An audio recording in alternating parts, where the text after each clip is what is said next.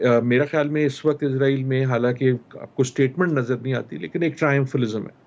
ان کا بیانیہ یہ تھا کہ ہماری جنگ جو ہے وہ حماس کے خلاف ہے اور ایک حماس کے لیڈر کو ریموو کرنا ان کے لیے ایک طرح سے ایک بڑی وکٹری کا نشان ہے. لیکن اس سے زیادہ ہم یہ دیکھ رہے ہیں کہ اسرائیل کی آپ کو اسٹریٹجک بھی ایک شفٹ تو نہیں، ایک ایڈیشن نظر آ رہی ہے کہ وہ جنگ کو بڑھائے جا رہے ہیں. پہلے جو جنگ تھی وہ ایک صرف حماس کے خلاف تھی، پھر ایک دم انہوں نے تمام فلسطینیوں کے خلاف، چاہے وہ بچہ ہو چاہے وہ بزرگ ہو، ایک طرح سے نسل کشی قسم کی ایک جنگ ہم دیکھ رہے ہیں.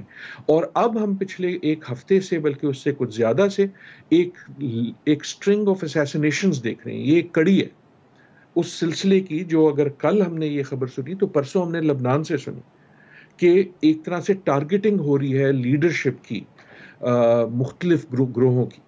اور اس پہ بھی دنیا کو بہت تشویش ہے. اگر آپ سٹیٹمنٹس دیکھیں کہ باقی ممالک کیا کہہ رہے ہیں تو عموماً آپ اس میں لفظ اسیسینیشن کا دیکھیں گے، کیونکہ ایک طرح سے یہ وار آف اسیسینیشن اگر شروع ہوتی ہے تو پھر چاہے وہ قطر ہو، چاہے وہ برطانیہ ہو، چاہے وہ روس ہو، چاہے وہ ترکی ہو جہاں لوگ رہتے ہیں جلا وطنی میں، ایک خیال یہ ہوتا ہے کہ کیا اب یہ اسیسینیشن کی گیم ہوگی، کیا ایران کی اپنی جو رسپانس ہے وہ بھی اور اسرائیل کی طرف سے ہم اور دیکھیں گے اور یقیناً دیکھیں گے. تو یہ یقیناً ایک بڑی خبر ہے that changes the strategy of every major actor. ہر میجر ایکٹر جو ہے وہ اب سوچنے پہ مجبور ہو گیا ہے کہ میں نے اگلا کیا کرنا.